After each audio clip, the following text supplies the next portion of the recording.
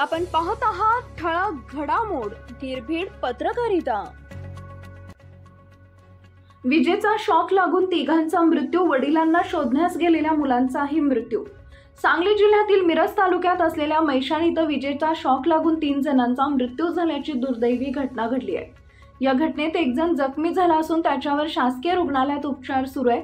ही घटना काल रविवारी सकाळी घडली।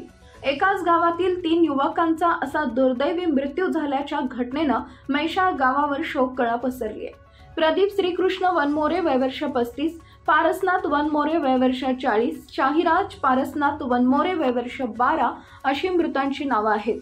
तर हेमंत वनमोरे वय वर्ष 15 हा युवक जखमी झाला असून त्याच्यावर उपचार सुरू आहेत। या दुर्घटनेनंतर महावितरणच्या अधिकाऱ्यांना संपर्क साधण्यात आला असून ग्रामस्थांनी महावितरण विरोधात संताप व्यक्त केला आहे।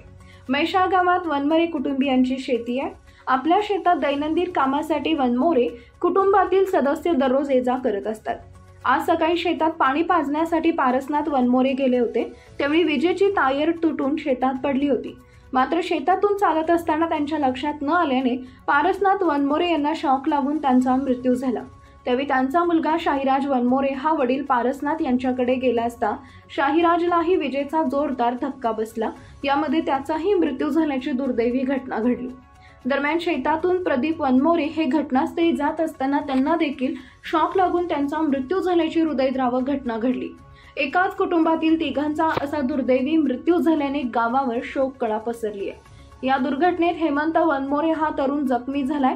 या घटनेची माहिती मिळताच घटनास्थळी मिरज ग्रामीण पोलीस स्टेशनचे पोलीस अधिकाऱ्यांनी भेट देऊन माहिती घेतली। त्यानंतर पंचनामा करून सर्व मृतदेह शवविच्छेदनासाठी सरकारी रुग्णालयात पाठवण्यात आले।